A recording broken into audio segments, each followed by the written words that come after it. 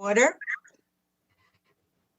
I'm going to ask everyone to please, our viewers tonight, to please mute themselves. We're just getting a little feedback. Okay, thank you so much. Due to the COVID-19 health emergency, and in order for the Board of Education to conduct its business, this board meeting is being held via video conference and streamed on YouTube on the district website at www.ebnet.org. In addition, members of the public may provide comment at this meeting through Zoom by entering the URL, meeting ID, and password you will see before you on the screen. There it is. Upon joining the meeting, your participation will be muted to ensure that there is no disruption to the business being conducted by the Board of Education. Will the secretary please call the roll? Mr. Carangelo. Here. Mrs. Chu. Here. Mr. Sismar. Here. Mrs. Guas. Here. Mr. Holland. Mrs. Lax. Here. Mrs. Reese. Here. Mr. Winston. Here. President Becker. We have a quorum. Please rise to salute the flag. I pledge allegiance to the flag of the United States of America and to the republic for which it stands, one nation, under God, indivisible, with liberty and justice for all.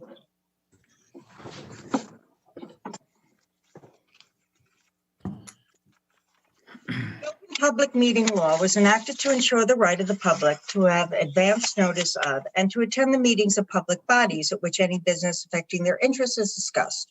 In accordance with provisions of this Act, the East Brunswick Board of Education has caused notice of this meeting to be posted at the Board of Education office. Written notice was also provided to the Sentinel, the Newark Star Ledger, the Home News and Tribune, and the Municipal Clerk of East Brunswick. All Board of Education meetings, with the exception of executive session discussions, are videotaped for later broadcast. Individuals who speak at the board's public meeting should be aware of these videotaping rules. Good evening. We're going to start off tonight, as we always do, with our superintendent report. Dr. Valesky. Thank you, President Becker, and good evening, everyone. As we plan for our return to hybrid instruction on Monday, February 8th, each school continues to take precautions to prevent the spread of viruses and other germs by cleaning and sanitizing daily beyond recommended standards. Additionally, it is imperative that we all adhere to the Centers for Disease Control and Prevention's established safeguards. Accounting for all students who are returning in our restart of hybrid instruction, our instructional space model is built on maintaining 6 feet of distancing and wearing masks, except during the consumption of food or drink in very limited, controlled, and spatially separate situations. At this moment, we have accounted for every child occupying a space and the distancing required for everyone's optimum safety. If you have any questions about the learning model you have selected, please contact my office at 732-613-6705. I will continue to keep the community updated Tuesdays and Fridays, and we'll share COVID guideline changes as we are notified of them. Parents and guardians, please help us prepare for next week by reintroducing your young children to their mask if they have not worn it in a while.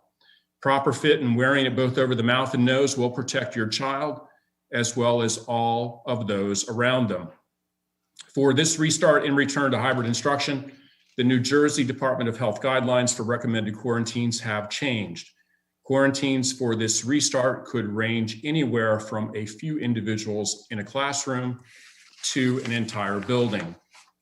Each case will be analyzed on its own circumstances and on our ability to verify contacts through tracing conducted by our school nurses in consultation with the Middlesex Department of Health, and our ability to safely continue face-to-face hybrid instruction. I want to be completely candid. If we encounter any circumstances that present unsafe conditions for students or staff, I will not hesitate to close a school, groups of schools, or even the entire district again. That being said, though, our collective efforts can help us sustain our restart to hybrid instruction, and I'm confident of that. Ultimately, we have a shared responsibility to keep ourselves and each other safe. Our school district success will be dependent on our individual commitment to be transparent about positive COVID-19 test results, as well as all contacts in the event of an exposure to someone with a positive case of COVID-19.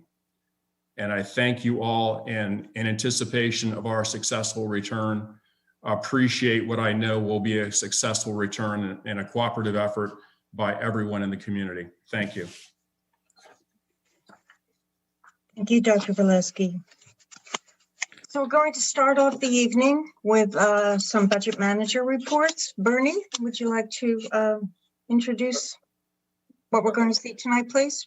Yep, absolutely. So we'll begin with a brief overview in terms of the development process. Various aspects to our development process, beginning at the school level. How we do the individual school budgets is based on the projected enrollment. We look at historical data to ascertain what the per pupil costs would be. And the purpose of the school budgets is to support the day-to-day school needs. The school budgets do not budget for staffing or a new program. Those are budgeted through other areas. In general, outside of the school budgets, our budgeting process is on a modified zero-based budgeting basis. And what that means is that we do not provide fixed allocations to the various budget managers. Each year, there may be new components to a budget that could be one-time expenditures, one-time initiatives. And so while that may be approved in one year, we deduct that out of their budget for the following year. And so it reduces the amount of funds available, and any new initiatives, new funding priorities are requested. That is not to say that there are things that are fixed and not reviewed. Every aspect of the budget is reviewed. And we begin the process actually in September is when budget managers begin to construct their budgets. And then we proceed from there into October and November, and having discussions at the individual budget manager and central office level. And now we have advanced to presenting budgets at the board finance committee, having conversations there, and in turn, those advance further at the board level as we are doing this evening. Zero-based budgeting applies in certain areas, for example, with special education tuition. We don't know what those numbers are, or they actually change significantly from year to year. So we start from a zero base. What are the actual enrollments for out-of-district tuition, and what we anticipate those to be for the following year based on students that we know are aging out. So we start from nothing and work our way to what that actual budget needs to be. So that's just a brief overview on the development process. We'll move forward now. And the first discussion tonight is with the academics department. We have Dr. Boley to speak to that. Hi, good evening. Thank you. I'm pleased to share some highlights from our proposed budget for the next school year. So the proposed budget for the Department of Academics supports the work of each of the content areas listed here. This proposed budget also supports the work of the Assistant Director of Alternate Programs, the Director of Professional Learning, Evaluation and Assessment, as well as the Director of Curriculum and Student Achievement. The resource allocations in this proposed budget reflect the mission of the Department of Academics, meeting the needs of all learners with a lens on equity. To that end, this proposed budget considers our students who may be in need of additional support through home instruction or our Flex program. Embracing an RTI model, this proposed budget also provides for tiered supports and intervention for students who may be struggling academically. This work will be more important than ever as we endeavor to assess and remediate any learning gaps due to COVID school closure. Meeting the needs of our English language learners continues to be a high priority as well. This proposed budget provides funds to translate all parent communications and increases support for our students who are learning the English language. We understand the importance of providing high-quality professional learning opportunities for all staff. This proposed budget supports PD for every category of staff member in our East Brunswick Public Schools. We strive to keep every member of our team at their best professionally and in compliance with maintaining current certifications required to perform the duties of their position. The Department of Academics strives to support our 21st century learners in cultivating the skills they will need to lead productive lives. To that end, we offer a wide range of interesting and exciting choices in our schools. Some highlights that this proposed budget.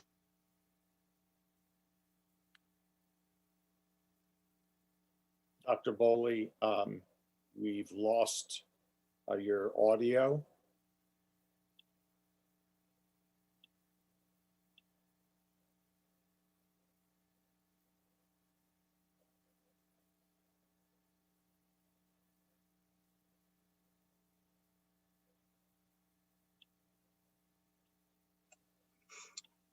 Bernie, can you text Dr. I will. Bowles? I'll take care of texting Dr. Boley, see if she can take her screen off. That might help.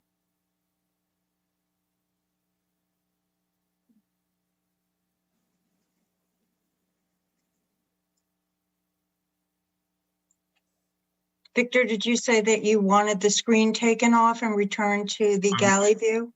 I'm going to no, ma'am. I'm going to ask Dr. Boley to take her screen off. Oh, okay. Just use audio.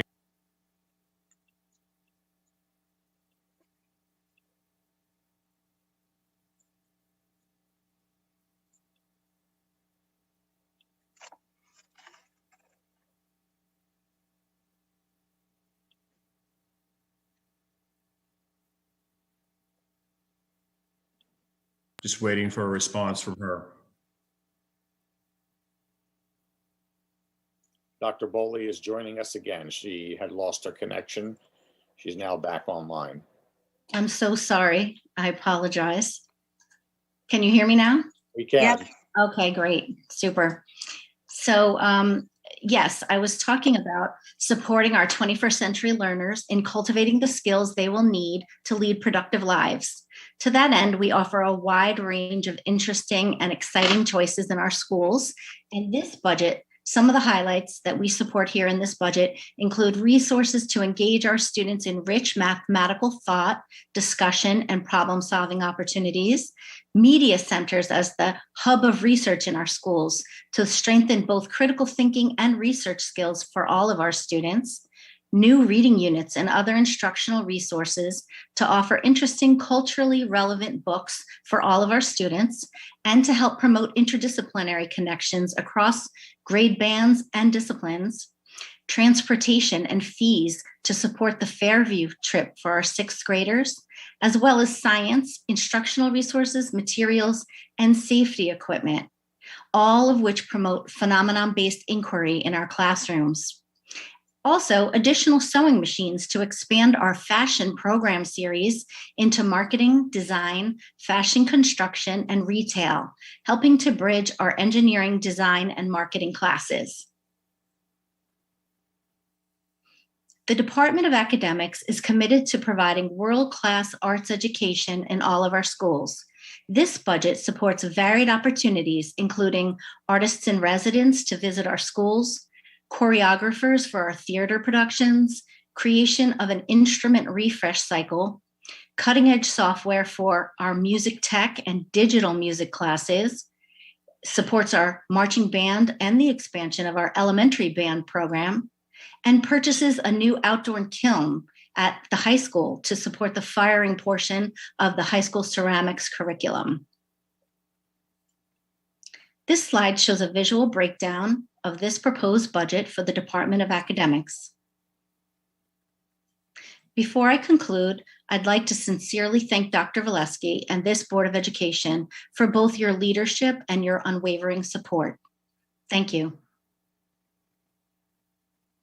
So, Mrs. Becker, at this time it would be appropriate for the board to put forth any questions.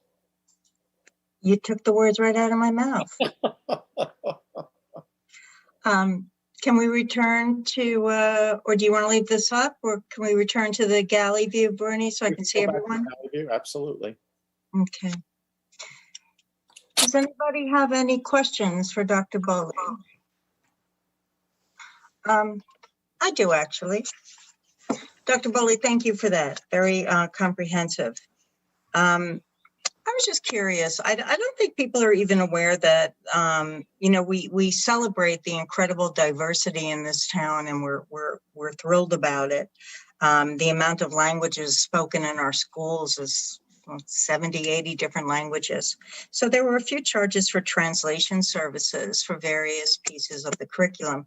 I don't think that people are aware of that we provide this. Is this primarily for parents, the translation services, so that they will be able to, parents who don't have English as a first language? That's right. We translate just about all parent communications in multiple languages based on the population, the target audience for the communication. We also have a need to translate international transcripts when students are moving into the district to get a sense of what courses they have taken prior and where we should be placing them. Okay, thank you. I also had another question about Fairview. Mm-hmm. The question is Fairview. Right. I'm kind of thinking that it might be hard this year because of the constraints of the pandemic still. What are your, I know you don't have a crystal ball, but please remind me what we did last year. Did we do anything, any programming in place of the actual trip itself? The actual site was not open. Right. We're not sure what to anticipate this spring, but we do understand the importance of this experience for our students, and we are brainstorming with both the leadership in the science department and the building administration of any kind of alternate experience for the children. That's what I was going to say. If we were providing some kind of an alternate programming for them, that would just be special for the sixth graders and bring out certain aspects of the program. Good to hear. Love to hear updates about that as we get closer of if we're not able to use the site, what you are planning. That would be great. Will do. Anybody have any questions? Barbara? I just wanted to say thank you for the expansion to fourth grade band. That's fabulous for the elementary students, because at this time we had only had the, the instrumental like violin, viola, the strings, but now there are a lot of kids that are interested in band and they can start it earlier. So that's fabulous. So thank you. We have Mr. Hong and Mr. Lebu, I'm sorry. I was just saying Mr. Hong and Mr. Winston had their hands up. Okay, Lebu, then Jeff? No, Jeff is just waving hello, goodbye. Okay, Lebu. Dr. Bowley, thank you very much for the wonderful brief. I have two questions for you to clarify. First, you mentioned the budget for the response to the intervention. And second, you mentioned that the budget for defensive driving courses. So would you please elaborate more about these two items and what's your plan to apply those those two issues, such as how you going to teach the defense driving courses? Or what are you going to do with the response to the intervention? Certainly, Liwu. The RTI model that we are employing is comprehensive. We are looking to continue our partnership with Teachers College to really strengthen that core literacy instruction for all students as a basis of our Tier 1 support. And some of the other items you can see in the budget, including the Orton Gillingham training, and the Wilson materials, are also part of our RTI plan, providing a Tier 2 intervention for our students. The Flex program is in the budget as well, and that could be considered a Tier 3 intervention for some students who may need that. And regarding, I didn't hear the second part of your question, a graphing course, is that what you? No, the defensive driving courses. Defensive driving. Oh, defensive driving, yes. That was a professional development opportunity provided for our bus drivers. They need to keep current in their field as well and stay on the cutting edge of knowledge so that they are totally equipped and professionally ready to provide the best services to our students. So that was something that was offered for them. Okay, thank you. Thank you. And Jeff, just to clarify, you don't have a question? Okay. Okay, anyone else? Thank you so much, Dr. Bowley. Very Thank good you. presentation. Thank you.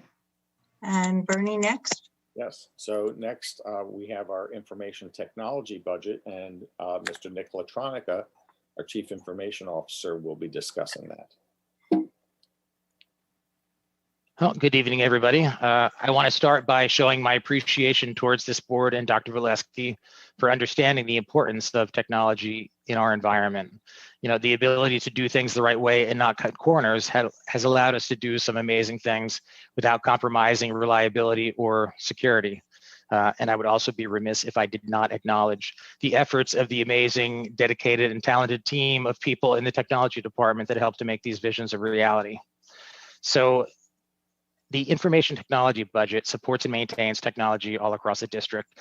To give you kind of a bird's eye perspective of what it encompasses, we have approximately 4,000 Windows laptops that are used in our one-to-one. That's both for students and faculty. We have about 7,000 Chromebooks that are used for one-to-one. We have about 3,000 PCs and Macs that are used throughout our buildings, and 760 or so access points that basically give us end-to-end wireless coverage in all of our buildings. Some of the rooms can support up to 500 people at a time, although over the past year, they have not been put to the test. Every one of our classrooms has some kind of display technology, and most of the classrooms have interactive technology, such as a smartboard or an interactive flat panel. We have 2 complete data centers that give us complete redundancy for communications in all of our major systems. And we have about 10,000 managed user accounts. And we also have the ability to see exactly when and where each account is accessing any of our systems. So this gives us tremendous insight into cybersecurity threats, such as hacked accounts. It also allows us to be proactive in protecting our faculty and students against these threats. And it helps troubleshoot when people are having troubles accessing things, which is really great during remote learning. Almost all of our applications and systems are accessible from anywhere with an internet connection. And we like to follow the philosophy of leading edge, not bleeding edge.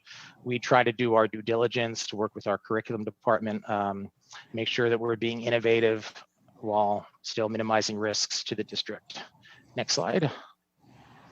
So some of our enterprise systems include our student information system, our transportation system, our finance and human resource systems, email and endpoint management, which makes it possible to manage those thousands of computers that are mobile in the field right now. We have our dedicated internet service, which currently provides us speeds of 3 gigabytes a second, with the ability at the flip of a switch to increase to 10 gigabytes. We're able to monitor our internet bandwidth, both in real time as well as historically. This way we can kind of ensure that we have the speed to support what we need right now for instruction without spending more than we have to. One of our new additions this year is a system that allows us to measure our employee skills in spotting cybersecurity threats and phishing emails, and provides us the ability to allow them specialized training in those target areas.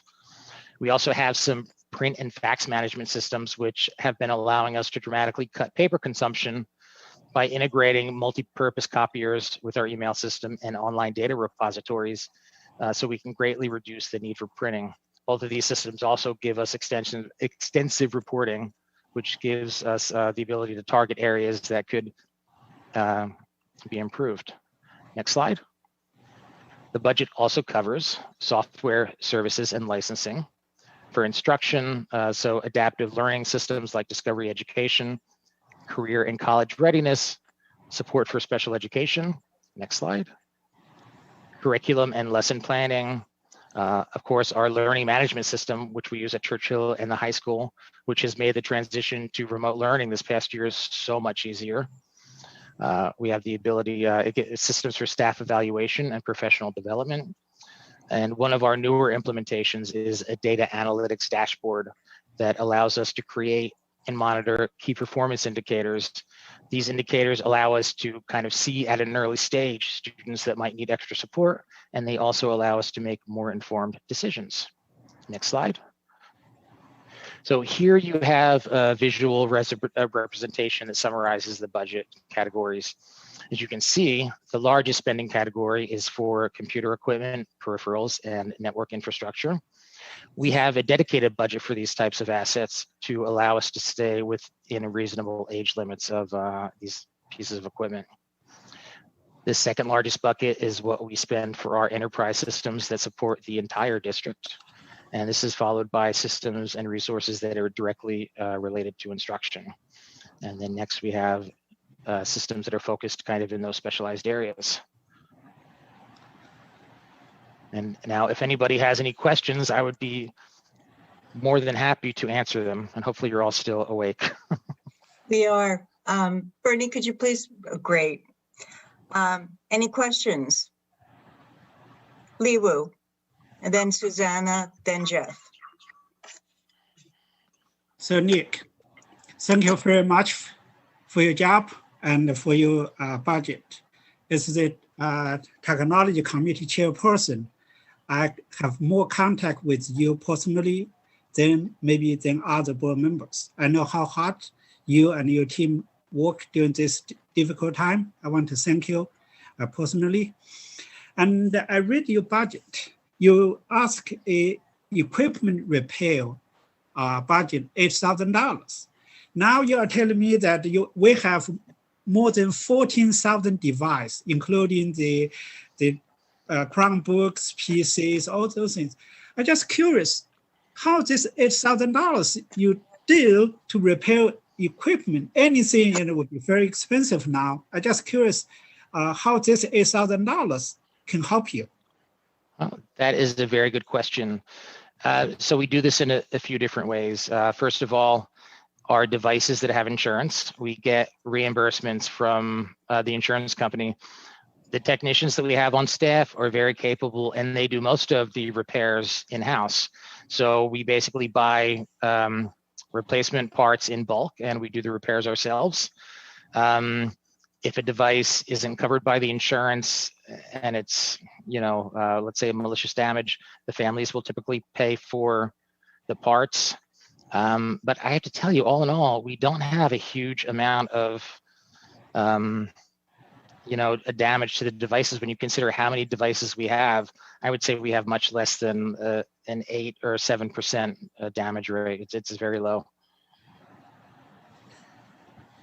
And you budget a lot of money for the Kronos and the Business Plus. Would you please talk a little bit about those two projects? So, Business Plus is one of our largest applications. It takes care of our HR system. It takes care of all our finance, our budgeting, invoicing, purchase orders, and it really reaches, every corner of the district. Kronos is, the system that we've been working towards implementing, which has had some challenges just because of the complexity of, the nature of what we do, when you consider that people have different positions, they have different rates of pay, it's kind of been a challenge to get everything fine-tuned to work perfectly for our environment. However, the new team that we have over there has been really great, and I'm looking forward to explaining that a little bit in more detail at our next upcoming technology committee meeting, which we're working towards scheduling. Thank you very much, Nick. Thank you. Thank Okay, you. Susanna, then Jeff. Thanks. No, and it came up at the finance committee meeting when we went through the budget, and just, the readiness and the preparations and the foresight of the technology preparations really, got us into a good position for what we faced a year ago. So, and not only that, not just in terms of preparedness from a hardware and software perspective, but also from a personnel perspective. And just hearing about, I know when we were starting to roll out one-to-one, I was very worried about, the cost of repairs and, how big of an issue that was going to be. It's like, you don't even hear about it. It's, as you mentioned, it's not a big problem, and your staff is positioned to actually do the repairs, which I find just really impressive. So just a big shout out and thanks to you and your entire staff for all the hard work over the past year. Talk about, going from a department that's kind of in the background, it's one of these quiet departments that you make everything work and you make everything work, to becoming the center of attention. And, when the systems go down, it's like, but I haven't seen too many moments, right? It's been really just amazingly smooth, a few bumps along the way, but I think just an amazing job overall. So I just want to say thank you. Well, thank you, Susanna. As I mentioned before, we are so lucky. Most of the people in the technology department have been there 15 plus years, and they are so dedicated to the students, the faculty, and the community. I'm very lucky that we've had them to support the community. Jeff?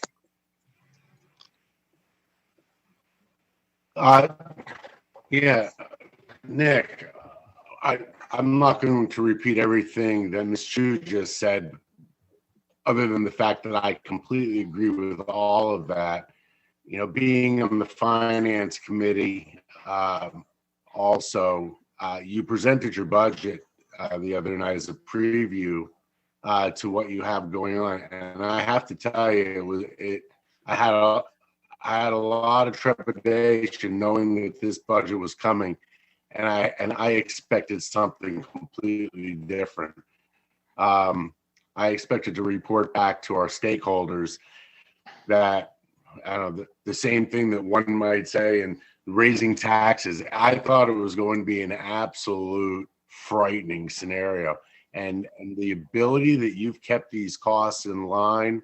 You told a story the other night how you were able to secure, what were they, video cards from the manufacturer to keep a stockpile and make these repairs in almost real time. Being involved with kids in this district, I got to tell you, I haven't heard of any real issues. And you put a number out the other night that I think you should really wave the flag on. Did you say the other night only about 25? What was it? You told a story the other night about repairs of a ridiculously low fraction. It was was that number probably 25, Nick? If you can remind me, I think you said 25 or 30 machines. It was in the neighborhood of probably 25 to 50. Yeah, 25 to 50 occurrences that were not covered by another source, where the district kind of had to pay the costs out of pocket. Our students have been very kind of protective about their equipment, and they've taken very good care of it. That's amazing. Out of how many machines? So let's just say 50. Out of how many? Well, we have, somewhere in the neighborhood of, what is it, Dr. Bully, maybe 9,000 students. And, probably 85 to 90% of our students have taken advantage of our one-to-one program. It's unbelievable. Well, I think we're gonna have to fight to keep you here because I can't imagine any corporation would be just dying to get you. So Quiet, Jeff.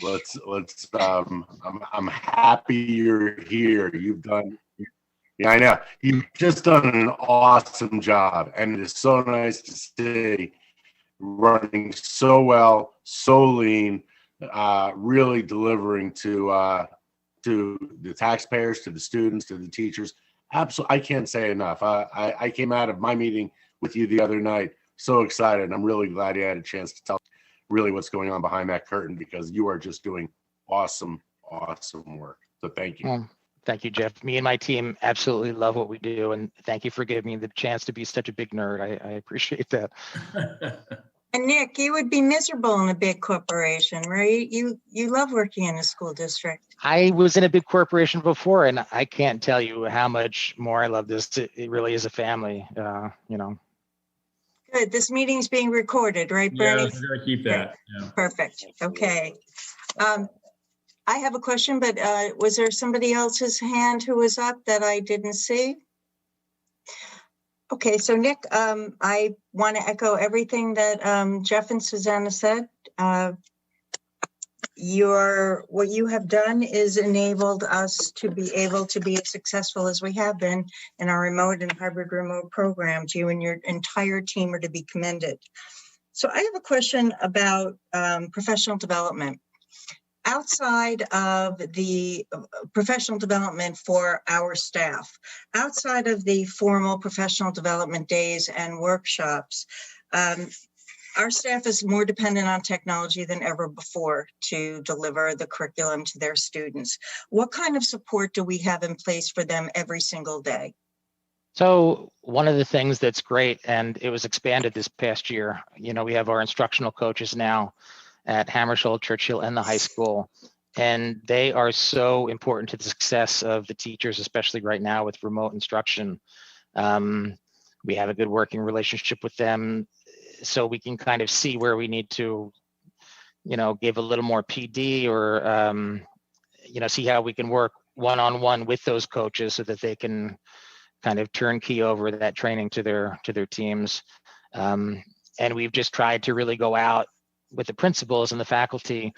Nicole Tibbetts and myself, we visited almost every school to see what their challenges were this past year to try to find solutions for the teachers. And, we try to do as best we can with what we're given.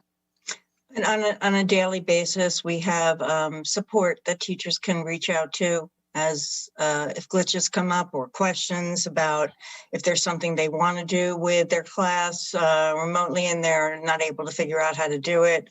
We have that kind of hotline or whatever you want to call it, a support desk available. We have our help desk line, which is available to all faculty, students, and parents. And we also have 2 different help desk queues. We have ones that, are for staff and students.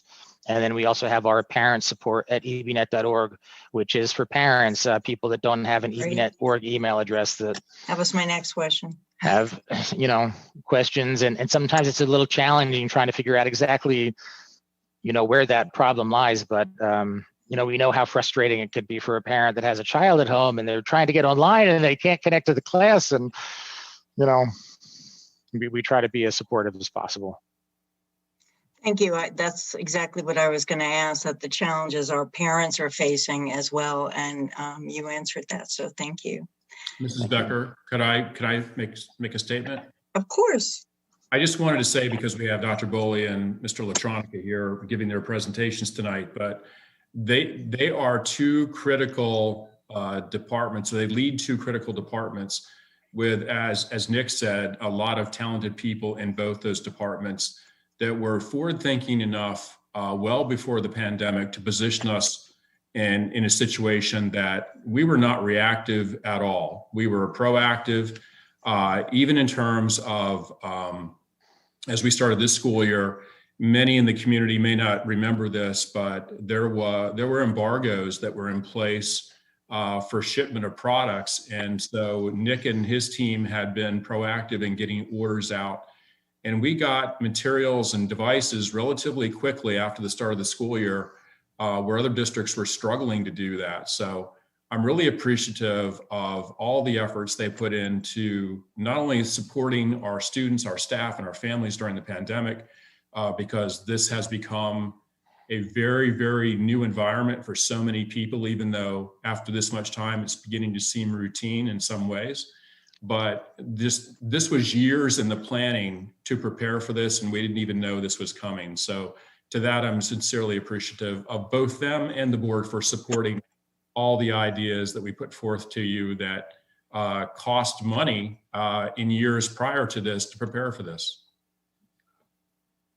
Thank you, Dr. Valesky. Any other board members? Thank you again, Nick. Excellent job. Great job. Thank you very much. Thank you. So to bring this to a close, just a note on our key budget dates coming up.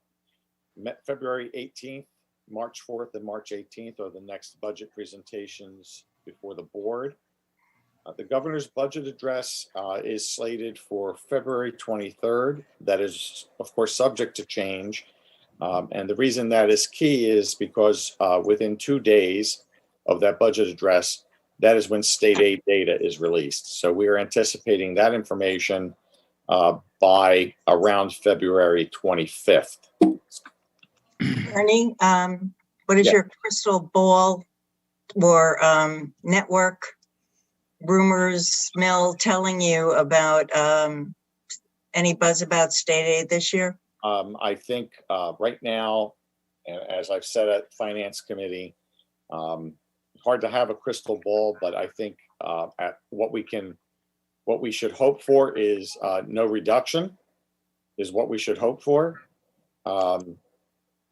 And the best situation would be that we actually saw an increase, but I'm not holding my breath on that. And we're trying to be conservative in our budgeting right now, and be prepared for whatever options or whatever issues face us.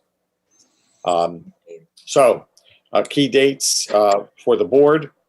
Tentative budget adoption will take place March 18th. It's legally required, and we're within the time frame that it must occur.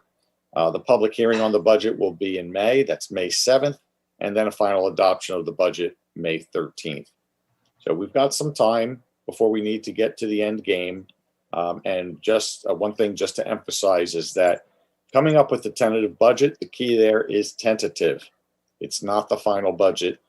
There's room to be able to make modifications if we think they're necessary between then and the public hearing. And that's all I've got on budget. Thank you. Any final questions, board members, before I move on to the good of the cause of the public? Okay. The good of the cause of the public. Members of the public may provide comments at this meeting through Zoom by entering the URL, meeting ID, and password you see before you on the screen. In order to be recognized, use the chat feature, select the Zoom meeting host, then enter and send your name to the host. You will be recognized to speak when your name is called, and individuals will be invited to speak in the order in which we've received your request.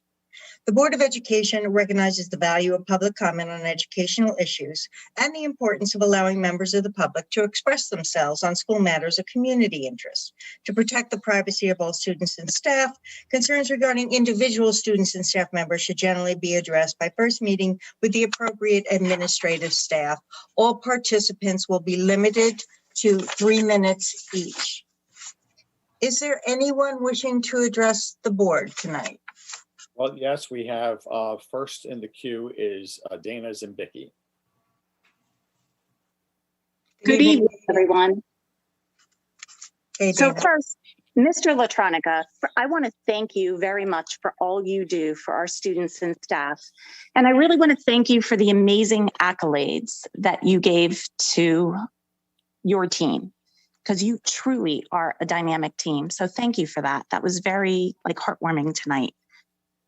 Thank you, Dana. You know they're my family, so I love them. And truly that is the case. Yeah. So thank you. And you do an amazing job. I want to thank Dr. Valesky tonight for engaging in critical conversations with the East Brunswick Education Association in regards to return to in-person instruction. We value your commitment to continue maintaining safety protocols. We also value your willingness to ensure our students are engaged in the best possible instruction for our students. As president of the EBA, I look forward to continuing a productive, progressive conversation as we bring our students back to hybrid learning. Because you know what? We have been exceptionally successful. And we will continue to be a model for the state because of our collaboration. Partnerships are essential, and we value your open dialogue. And in closing, our staff has done an exceptional job throughout this pandemic in every single case. And I am so incredibly proud of them. And I'm also thankful for them and for the support that we receive. So thank you. Thank you, Dana. Okay. Next, we have Melissa Lannon. Okay, hello, Melissa. Hello, thank you for your time. I spoke at the last meeting and there were some comments that were made after the fact that I'd like to start by addressing. First off, Barbara, my condolences to you and your family on the passing of your father. Unfortunately, I've also lost family members and friends during this pandemic, and it's been a very sad time for many people. You commented on our teachers, and I couldn't agree with you more. I have nothing but wonderful things to say about all of the teachers, staff, administration, and Mrs. Payette at Frost Elementary School. I'd also like to acknowledge that my son is very excited to go back to school next week to see his friends and his teacher. And in fact, more than 50% of the children in his class have opted for in-person schooling.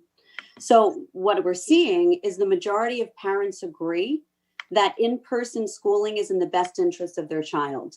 And what we all know is research has also shown that students in a virtual setting, unfortunately, comparable to in person, that they're falling behind academically. And also, unfortunately, it's mentally and emotionally, they're struggling from online learning and the lack of socialization. So while I appreciate the progress and I am excited, and more importantly, my son is excited to go back to school, what I, and I know other parents are looking to see is for this administration to quickly move to a 5-day-a-week in-schooling option, especially for elementary schools. The local private schools have been offering this option since September. Other local public schools have been offering this option successfully since October. And this is exactly the option that I know other parents are looking for. And I have no doubt that our district is capable of having the same success. And I don't think any parent should feel that they need to pull their child out of our public school to get a quality education. And unfortunately, that's what's happening. And it's happening to the extent that now there are waiting lists for these private schools. And regardless of how anyone feels, if you see parents removing their children from public schools and putting them into private schools, it's not a sign of success on every level. So I think my frustration, and I can tell you the frustration of other parents, is we don't feel that you've been listening to what we're telling you, and we're watching our children struggling academically. And parents know firsthand what is in the best interest of their child and what is and what's not working. So what I'm hoping is that you listen to what I, other parents and students are telling you, and we make the changes that are needed to help our children, and we open the schools. Thank you for your time. Thank you. Bernice? We have no one else in the queue. I'm sorry? We have no one else in the queue. Okay. Seeing no one else, I close the public portion and we move on to tonight's agenda. Okay. Starting with, can I please have a motion for item 1 on the Board of Education agenda? So Lori. Moved by Jeff, second by Lori. Is there any discussion? All those in favor? Aye. Opposed? Abstained? Motion carries. Next item is we have one item on our community programs agenda. Can I please have a motion for that? So moved. So moved. Moved by Lee Wu, second by Jeff. Again, anyone who is watching, could you please make sure you're on mute? We're getting a little feedback. Thank you so much. Again. Okay, moved by Lee Wu, second by Jeff. Is there any discussion? All those in favor? Aye. I had a question. Vicki? Sure. That's I'm any sorry. discussion. Sure, go ahead. Is this something new? Did we have this originally the first time around with the remote learning centers for staff? Or was this a request? No, we have had the remote learning centers in place. What we've done is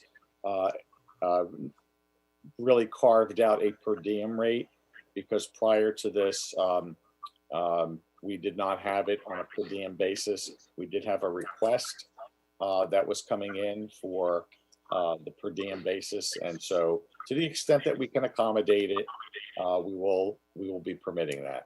No, I knew we had them. I was referring to the fact that it was staff, which I thought was a great idea. We have been That's what I was offered that. asking. You what? We had offered that, but it was on a larger commitment basis.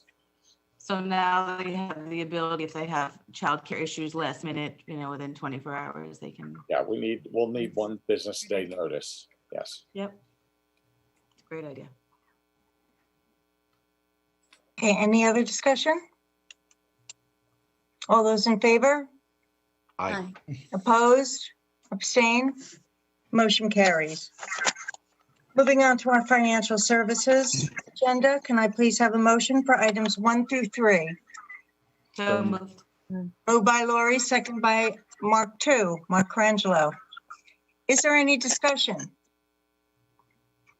Jeff and then Susanna. I'd like to have number 1 removed and voted separately for discussion. So we'll need then, Jeff, it sounds like you're making a motion to separate that. I am. I'm sorry, Bernie. You're absolutely right. I'm making a motion to have number 1 removed for vote separate and discussion. So you want it tabled? No, that's different. Table. You want to have a conversation and have that a separate discussion. Not clumped with the 1 through 3, Bernie. Yep, understood. So we have a motion. Mrs. Becker will need a second on the separation. Okay, can I please have a second on the separation? Mark Sismar, second by Mark. Is there any discussion? All those in favor? Aye. Opposed? Abstain? Okay, motion. Mark Colangelo, I'm sorry, what were you raising your hand in I reference? abstain. Okay. So now we're first asking for a motion on items 2 and 3? yes. So we're going to continue now on items 2 and 3. Okay. Can I please have a motion for items 2 and 3? So moved. Second. Moved by Lori, second by Barbara. Is there any discussion? Will the secretary please call the roll? Mr. Colangelo, Yes. Mrs. Chu, Yes. Mr. Sismar, Yes. Mrs. Guas, Yes. Mr. Hong, Yes. Mrs. Lax, Yes. Mrs. Reese, Yes. Mr. Winston, Yes. President Becker. Yes, motion carries. And now, Bernie, we're now on the item number 1. So we have that separated out. So let's, you'll need a motion on that and then. Okay. And then Right, got it. move forward. Okay. Item number 1, contract Cura Insurance Arena. Can I please have a motion? So moved, Jeff. Moved by Jeff, Second. Second. second by Lori. Is there any discussion? Jeff? Yes. I'm a little concerned about this for a couple of reasons.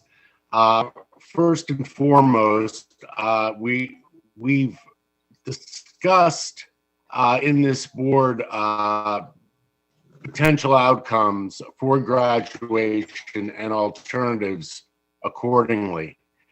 Last year, we ran the graduation in separate parts on the field. And of course, that was during the most uncertain and peak times. And we really didn't really quite know what was going to happen. We've talked about a variety of ways that we would approach this.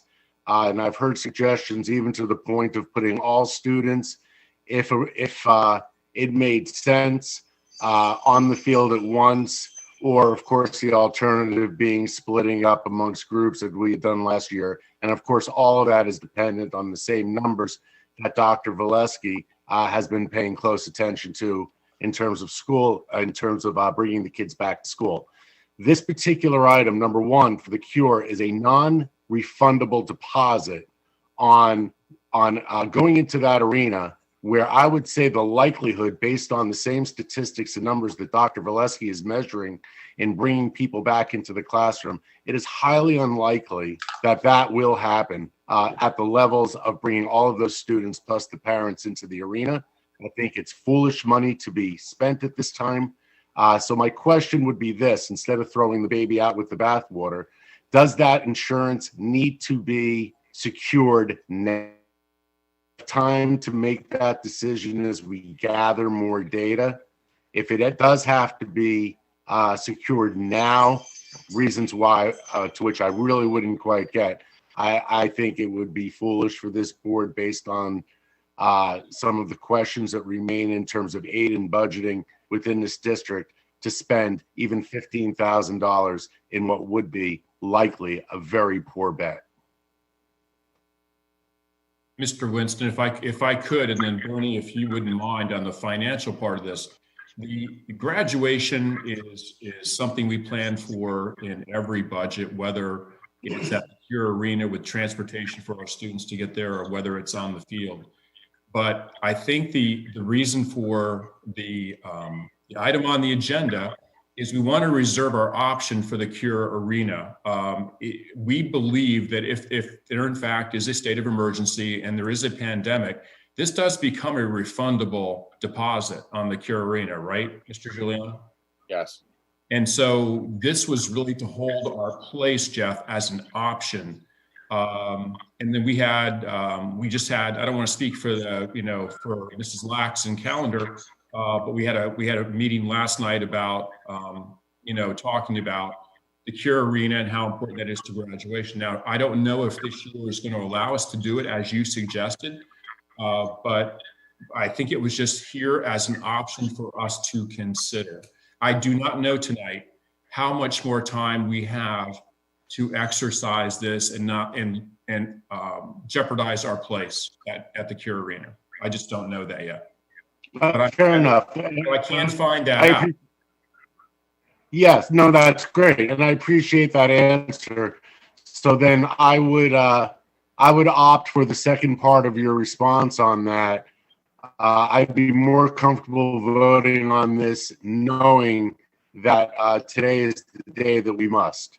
And at this point, based on what you just said, I don't think we have that information. I don't think we necessarily know that we are on a deadline.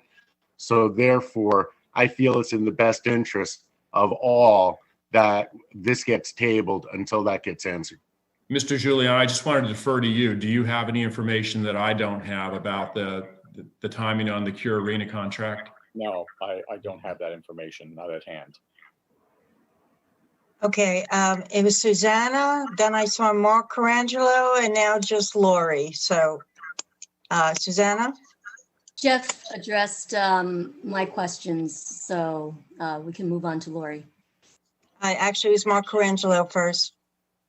Well, I'm new to the calendar committee. Last night we had the meeting and I don't know exactly the date, but if we don't secure this, I think soon, they can't hold the date or they can't hold it. So other schools want this. And Jeff, you did a great job with this. Thank you for opening our eyes to that question. I appreciate you doing that because that was a great thought process, man. Thank you. But I know Lori has probably a better answer than I. My friend. Thanks, Mark. Well, no, what I was tuning into, which I had the same concern, is the non-refundable aspect, the thought of making $15,000 disappear. But as Dr. Valesky and Mr. Juliana said, because COVID is not an act of nature, but the pandemic is something that gives us the ability to get the deposit back. If we're not able to use it due to the pandemic, then I feel more comfortable going forward. I understand, Jeff, because I feel the same way. Why take and throw away money? But if I could suggest that but I just wanted to make sure that you understood and we understood that you have the option. Thank you, Lori. I will get the information the board's requested if you want to defer on this and pull this from action tonight. Will that hurt us if we wait until the next meeting? I honestly do not know tonight. I will know tomorrow. And I can communicate with the board, well, the meeting.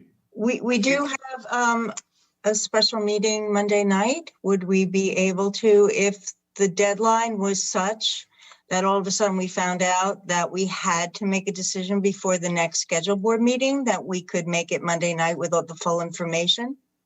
No, we're going to be limited on time. We've got to provide at least 48 hours notice on what the agenda will be for the special meeting. And that would be presuming that we have that information tomorrow. It would be tight. It would be really tight. But it's a possibility. It's possible. We can't add it on the agenda on Monday. If we don't have the information tomorrow, we will not be able to add it onto the agenda for Monday. So Dr. Vanilla just texted me. He's been instrumental in contacting the Cure Arena. He says we'll be fine until the next board meeting. Oh, thank you so much, Dr. Vanilla. So I appreciate that. So. Thank you, Doctor. Susanna, yes? I do have a follow-up question on the force majeure clause. So I get that we can invoke force majeure if the state, let's say, declared, state of emergency and no gatherings were allowed, so we couldn't go there. But if that was not the case, and if the arena was able to open, but we chose not to, I presume then we could not invoke force majeure in that case. Correct. That is correct. Right.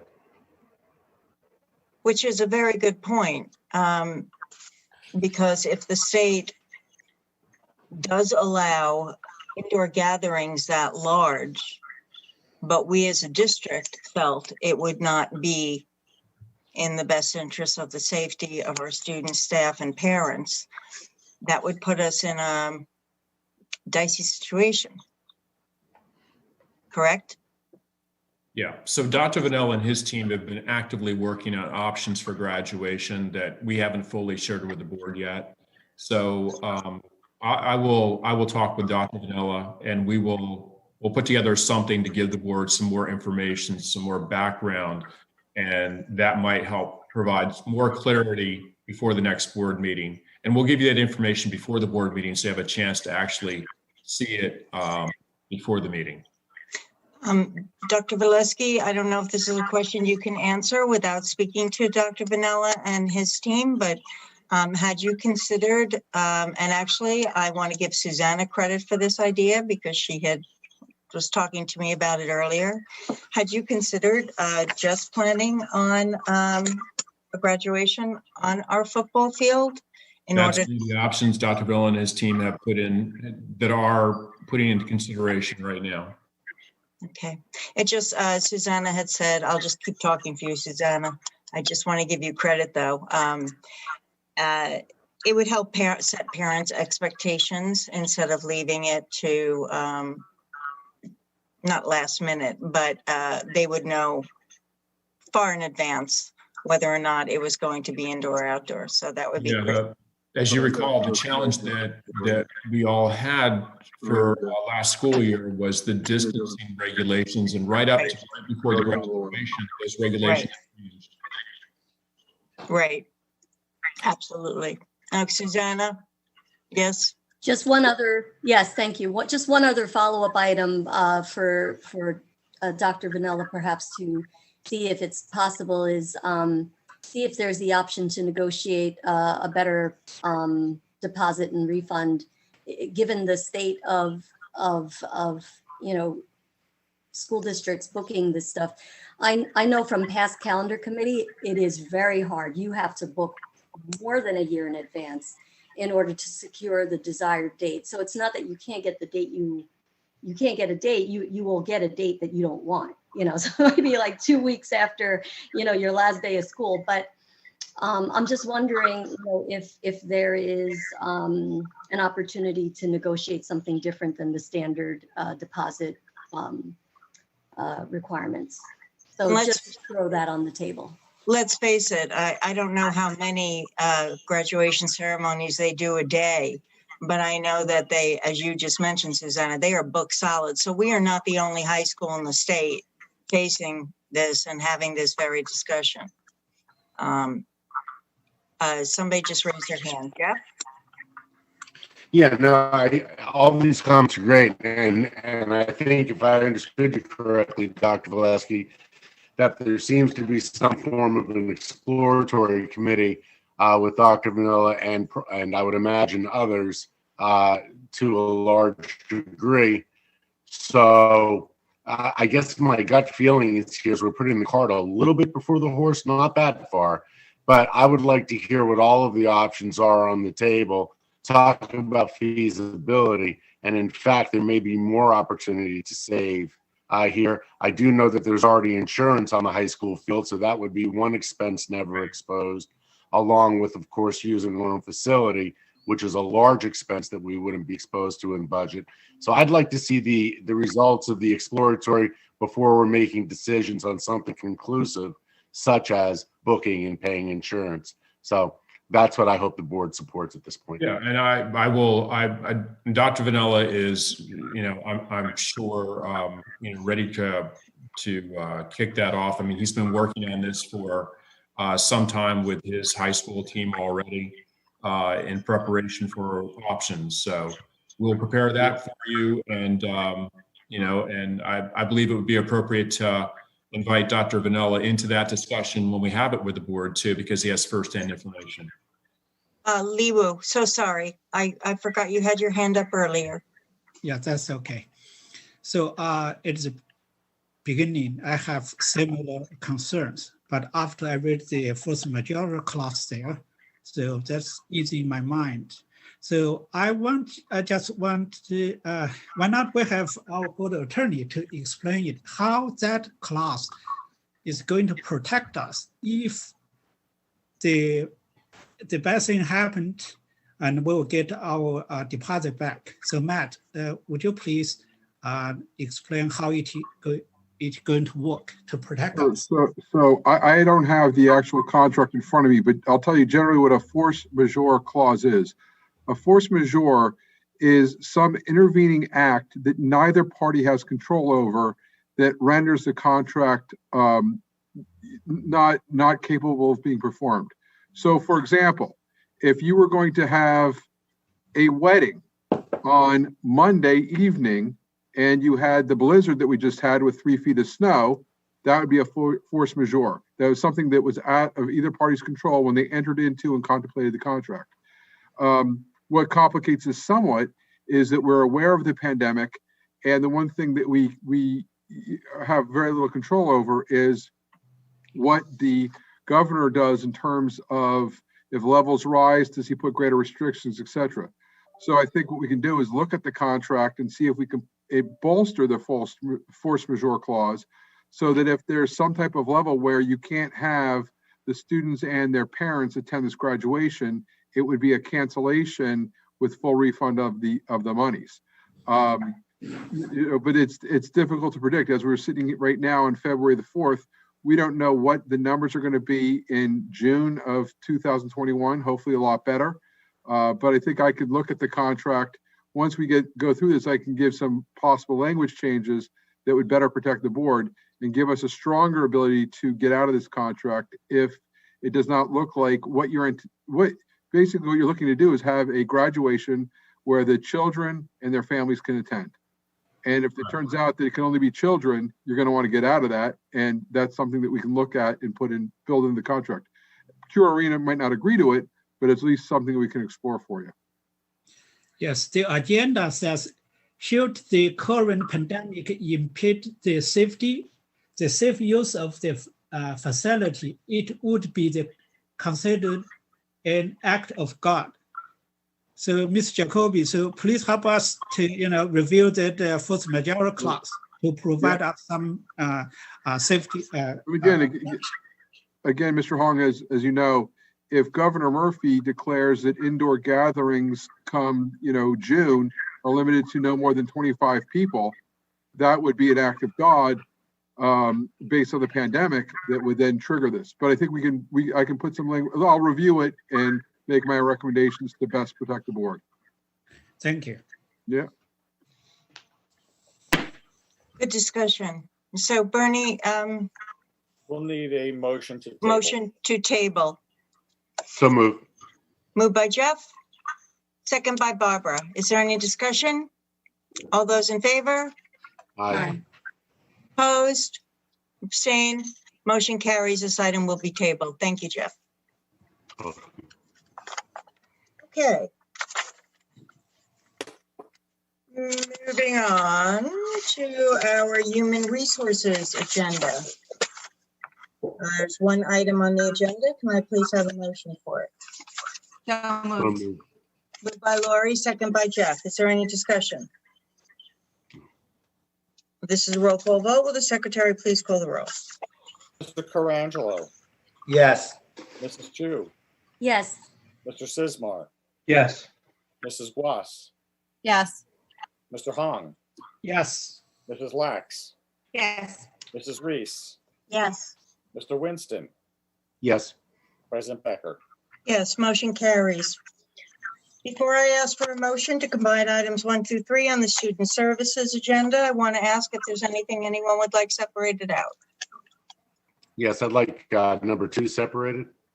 Okay. Make a motion. Okay, then can I have a motion for items 1 and 3 only? So moved. Moved Second. Lori, second by Mark. This is any discussion? Sorry, which Mark seconded? Mark Carangelo, sorry, Mark 2. Number 2. Any discussion on items 1 and 3? This is a roll call vote. Will the secretary please call the roll? Mr. Carangelo. Yes. Mrs. Chu. Yes. Mr. Sismar. Yes. Mrs. Guas. Yes. Mr. Hong. Yes. Mrs. Lax. Yes. Mrs. Reese. Yes. Mr. Winston. Yes. President Becker. Yes, motion carries. Can I have a motion for item 2, Contract All-Star Athletic Center? So moved. Jeff? Moved by Jeff, second by Barbara. Is there any discussion? Jeff? Yes. Discussion. Question and clarity. I know this seems to come up every year. And tell me exactly why, again, we need to bring this off-site. I know it's for the safety in the floors. I think that's what's been discussed in the past in terms of the gymnastic.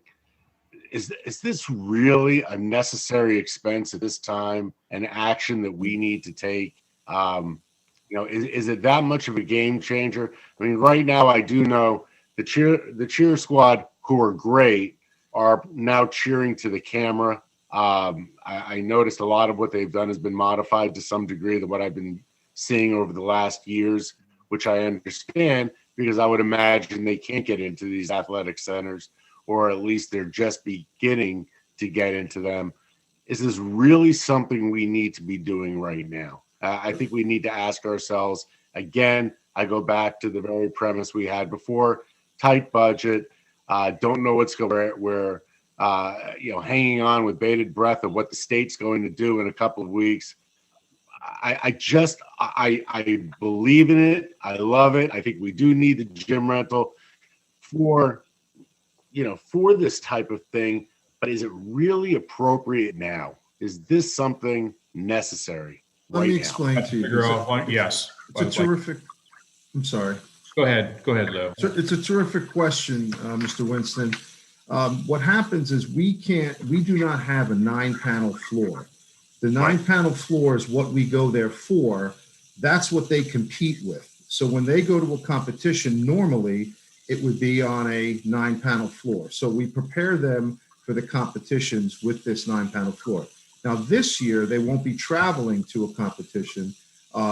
They will actually do a performance, and it will be a virtual submission. So they'll still be on the 9-panel floor, but it'll be virtually submitted instead of them going to the competition. So they're still competing. And it still makes a big difference when it comes to their preparation. And especially, this year when they're submitting something, they want to be doing that on the 9-panel floor.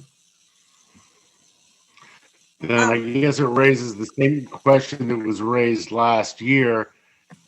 Is there anything we could be doing? I understood last year we were exploring the possibility of bringing this equipment in-house on some type of portable basis. It was brought up the prior year.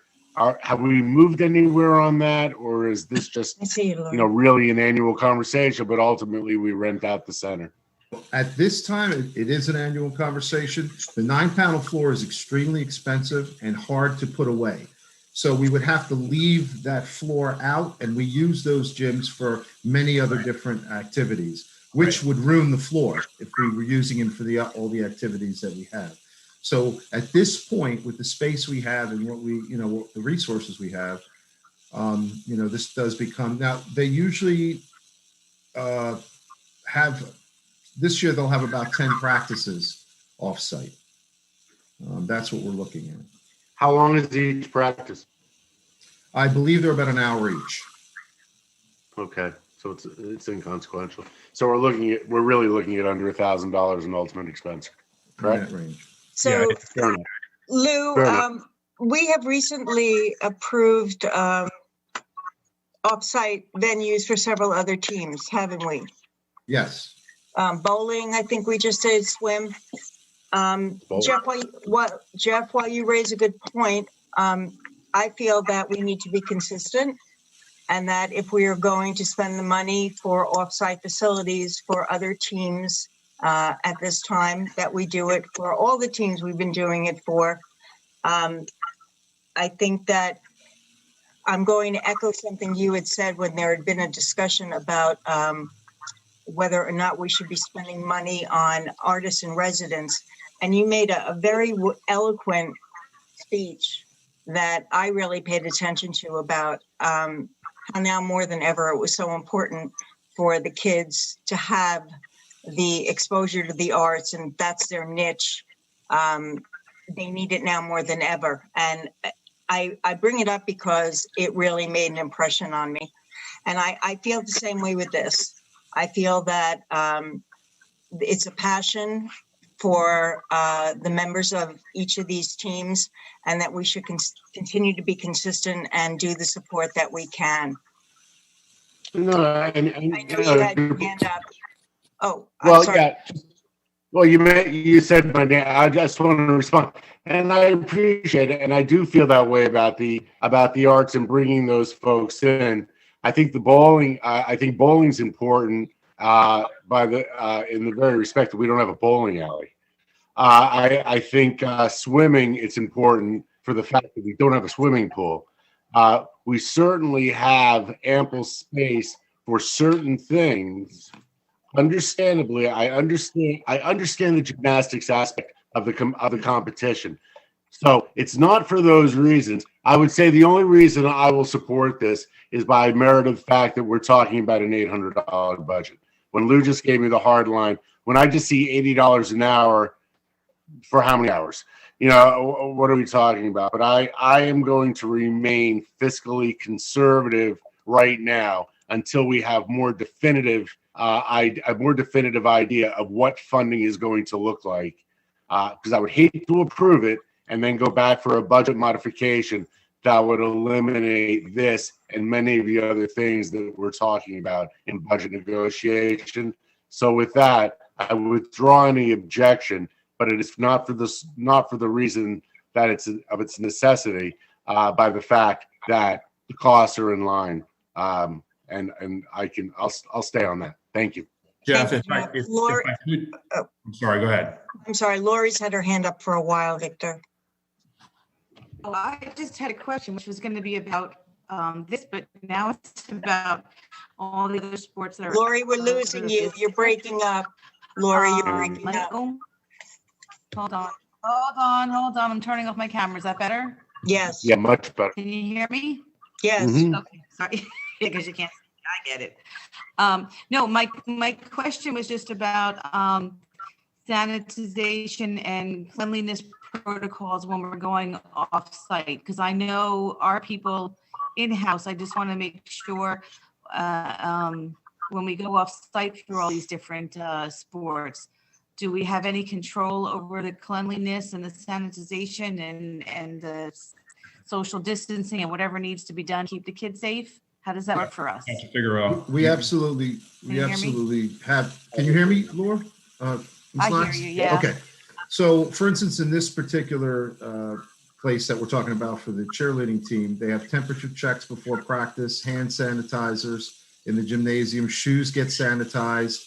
Only one school is allowed in the gym at a time. The spring floor that we need gets sanitized between each team. Obviously, if the girls have to be together or to do something, then they're going to be together. Those are girls only.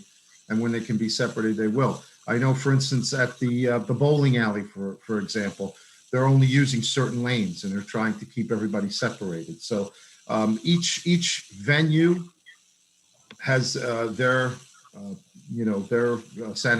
sanitizing and their preparation that they go through.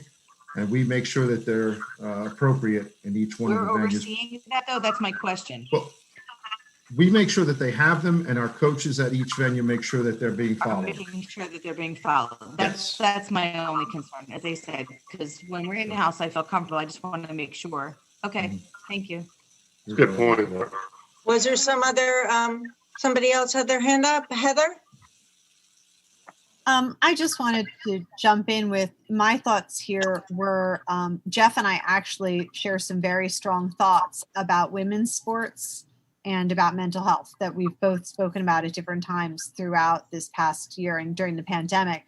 And I feel an enormous drive to make sure that women's sports are taken care of as well as all of our other sports. And I was really impressed during the summer. I had the opportunity to be at the high school several times to see our cheerleading squads outside dragging every bit of their equipment to the baseball field every morning. And it is not a small amount of equipment that they were using just for the summer workouts. And they brought it all out themselves every morning and all back in. And I was unaware, even knowing people that cheer and knowing parents that are involved, I was unaware of just how many cheerleaders we have that compete. And it is a huge and award-winning program. So I'm happy we have the opportunity to support them as we do some of our much, substantially large men's teams. But the other part is I don't think we can price is always important, but for $80 an hour and for what being able to participate in these things still means to our students in any way, as far as mental health goes, Jeff and I have both talked about being concerned about what we're doing for the well-being of the students. I think it's important to continue.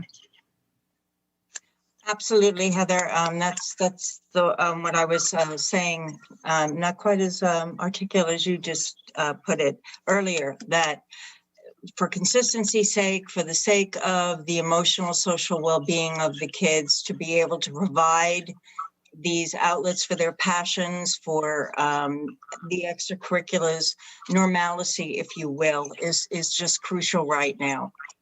So, and for the men too, all sports. Anyone else? Did I see anyone else? So we are taking a vote on this now. Bernie? Yes. Yes. Okay. All those in favor? Aye. Aye. Opposed? Abstain? Motion carries. Good discussion, everyone. Okay, moving on to transportation services. There is one item on the agenda. Can I please have a motion? So moved. So moved. Moved by Lee Wu, second by Jeff. Is there any discussion? All those in favor? I had a question. Yes, Susanna? Yeah, I just had a question about the effective date of October 6th, 2020. I was just wondering if that's a typo.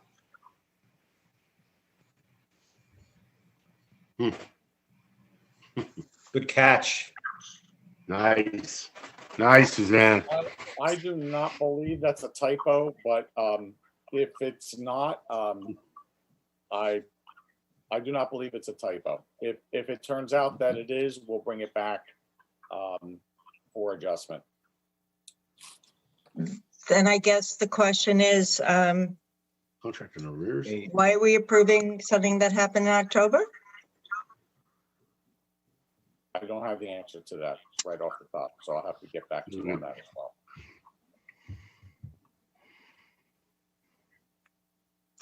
Okay. We did have a motion and second. Is there any other discussion? How do we vote on it if we don't understand if it's retro from the beginning of the year? and it's Lori, you're starting breaking to up again. happen, Lord, or- Lord, turn up your camera, please. Thanks. I was asking how we vote on something if we don't understand it, if we don't know if it's something that's retro. Can you hear me? The version that I have, you're talking about the All-Star Athletic Center. Mine No. says No, we're in transportation, Matt. We're in Oh. transportation, item one, You're quota asking us contract to awards. vote on something without knowing. That's exactly what I was going to say, Lori. Bernie, does this have to be voted on tonight? We table this? You can table it. We'll move it till next. Okay, can I please have a motion? Yes, I think that absolutely. Can I please have a motion to table? So moved. Moved by Mark Colangelo, Second. second by Lee Wu. Is there any discussion? All those in favor? Aye. Aye. Thank you, Opposed? Suzanne. Abstain, motion carries.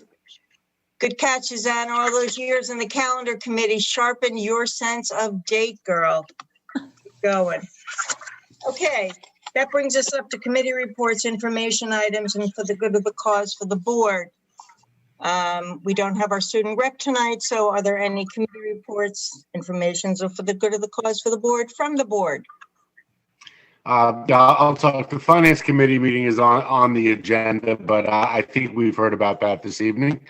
Everything that I would have said has been said, and I appreciate Bernie and his team's effort in letting everybody know and saving me that effort. So thank you. Okay, anybody else? Lee Wu, and then Barbara.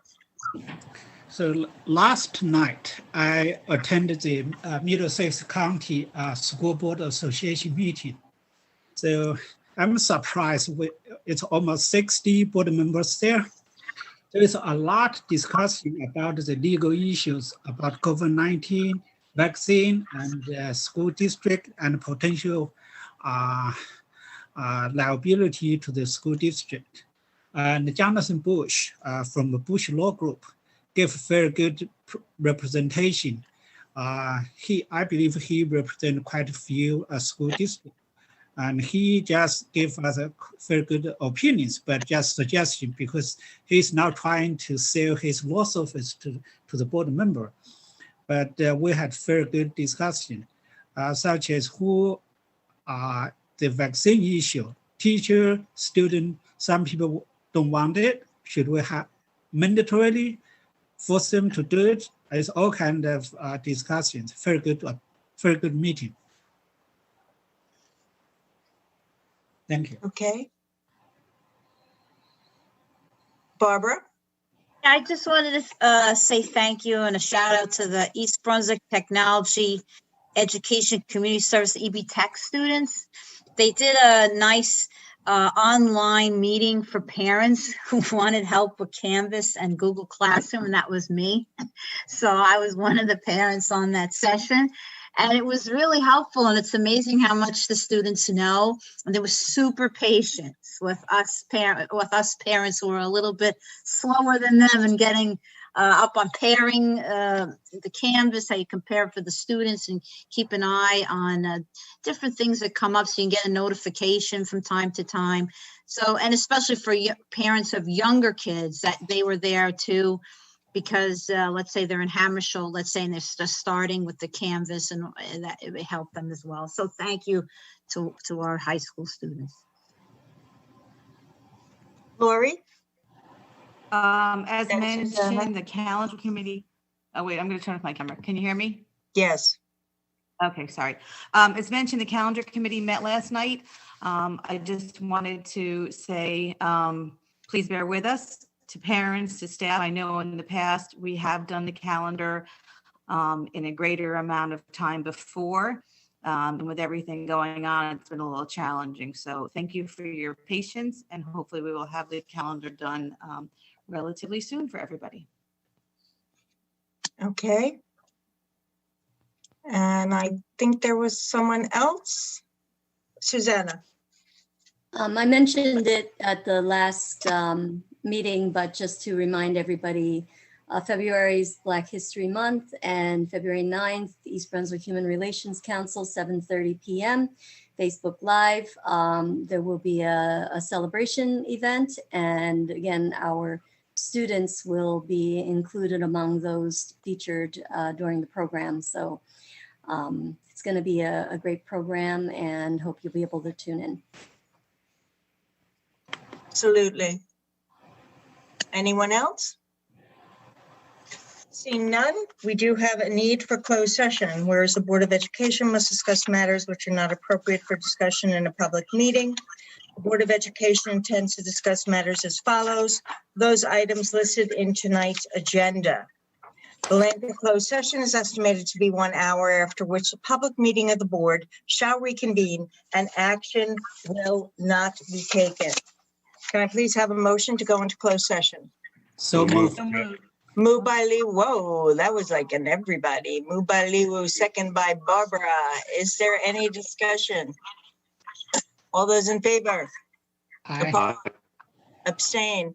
Motion carries. Want to remind the board members, please log out of this meeting and log into the closed session. To those of you who joined us tonight, thank you. Stay safe and be well. Have a good evening.